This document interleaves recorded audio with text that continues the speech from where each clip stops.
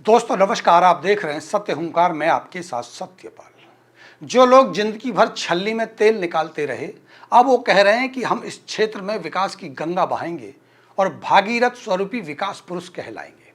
लेकिन वो लोग ये भूल गए कि असंभव सा ये काम झूठ बोलकर नहीं हो सकता। जनता सब जानती है। जनता ने आपको इसलिए नहीं चुना कि तुम महान थे। जनता ने आपको इसलिए चुना कि पहले वालों से उन्हें वो नहीं मिला जिसके लिए उन्होंने उनको चुना था। अगर आपने जनता को भी वो नहीं दिया जो जनता को चाहिए, तो ये जनता आपको भी बदल देगी। हमने पिछले 6 महीने के कार्यकाल का सच उजागर क्या किया? ट्रोल आर्मी एक्टिव हो गई। हमें इस बात से कोई फर्क नहीं पड़ता कि कोई व्यक्ति अपने विचार कैसे रखता है। हम ये चाहते हैं कि सच आपके सामने आना चाहिए। दरअसल कुछ गलियां बना देने से विकास नहीं होता। झूठे भाषणबाजी से या झूठे वादों से जनता को गुमराह नहीं किया जा सकता। पिछले 6 महीने में क्षेत्र के विकास के लिए आपने क्या कारगर कदम उठाए, उन्हें जनता के सामने रखना चाहिए। कितने मांग पत्र दिए, कितनी योजनाएं बनाई गईं, कितनी फाइलों को मंजूरी मिली और कितने काम शुरू हुए। अभी तक तो वही काम हो रहे हैं जो पूर्व सदस्यों यानी पूर्व पार्षदों ने विकास कार्यों को मंजूरी दिला के रखी थी। हमने स्पष्ट कहा था कि पिछले 6 महीने में वार्ड 26 के निगम सदस्य लाल मिश्रा ने अपने प्रयास से डी प्लान के तहत करीब 50 लाख रुपए का काम विधायक तथा राज्य मंत्री राजेश नागर से कराने का प्रयास किया है। जबकि वार्ड 25 और वार्ड 27 में डी प्लान का पैसा ये लोग नहीं ला सके।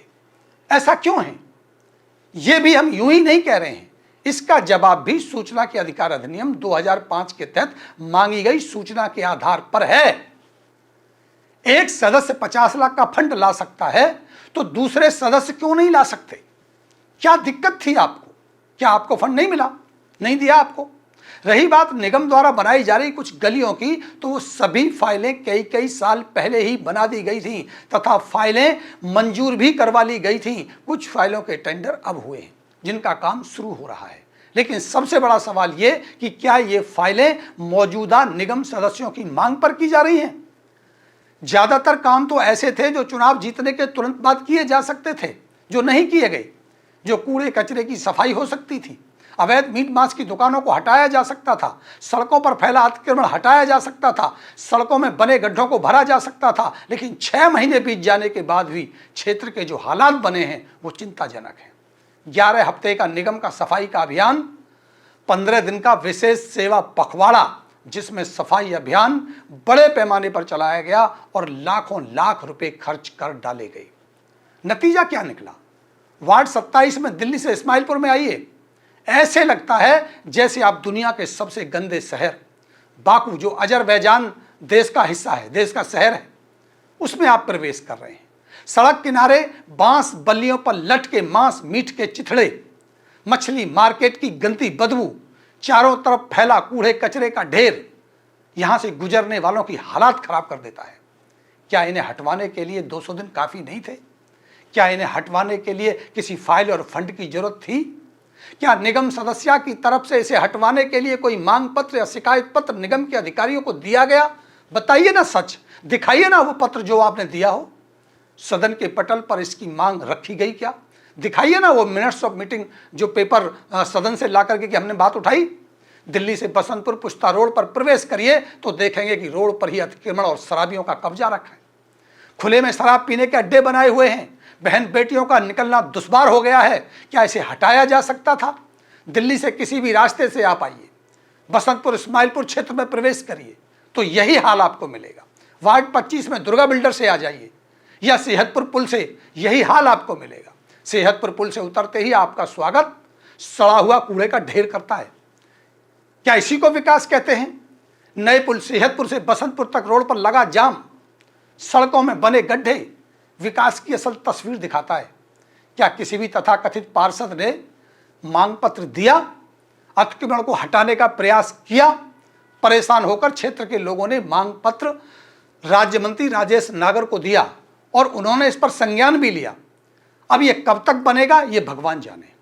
आप लोगों ने पिछले 6 महीने में आखिर किया क्या है? क्या आप यानी नगम सदस्या अपनी बात क्षेत्रवासियों के सामने रख सकती हैं, बता सकती हैं या बता सकते हैं? जिन टाइलों को बिना नाली के आप लोग लगवा रहे हो और उसे विकास बता रहे हो, आपको खुद नहीं पता कि ये अस्थायी व्यवस्था है, ये विकास की श्रेणी में नहीं आता है। विकास का एक काम बताओ जो आपने अपने कार्यकाल में अपने मांग पत्र के आधार पर किया हो और जनता के वो काम आया हो। क्या ये बात जनता नहीं जानती? लेकिन जनता मजबूर है। आपको चुनकर पछताने के सिवा उसके पास कोई विकल्प नहीं है। 5 साल बाद वोट का विकल्प आता है, वो भी छल कपट से छल लिया जाता है। पार्टीवादी, क्षेत्रवादी और जातिवादी का जहर पिला दिया जाता है। विकास के मुद्दों पर चुनाव होता ही नहीं है। यहां सत्ता परिवर्तन नहीं, लूट व्यवस्था परिवर्तन होता है। अवैध अतिक्रमण करने वालों से पहले कोई और वसूली करता था, अब कोई और करने लगता है। जिन्हें गरीब कहकर मीट मांस मछली का ठेला लगाने दिया जाता है, वो हर एक ठेले वाला इनके समर्थकों की कमाई का जरिया बनता है। जो अवैध निर्माण करके शहर की सूरत बिगाड़ने का काम करते हैं, वे इनके अवैध वसूली के धंधे हैं। जिन टाइलों को लगाकर विकास बताया जा रहा है, उसकी गुणवत्ता से समझौता करके भ्रष्टाचार का पैसा इनकी जेब भरता है। विकास जनता का नहीं, इन लोगों का होता है। इस विषय पर हम विस्तार से सबूतों के साथ आपको खबर दिखाएंगे और आपको बताएंगे और खबरदार करेंगे कि इनके बहकावे में ना आए। इनकी कुल संपत्ति क्या थी जब ये चुनाव लड़ रहे थे और आज इनकी संपत्ति क्या है। आपने क्षेत्र के विकास की आवाज को बुलंद करिए, वीडियो को शेयर करिए तथा अपनी राय कमेंट में जरूर लिखिए। इनकी ट्रोल आर्मी आपकी आवाज को डरा या दबा नहीं सकती। अभी कीजिए इंतजार, तब तक देखते रहिए सत्य हुंकार। हमें दीजिए अगली पड़ताल की इजाजत। नमस्कार।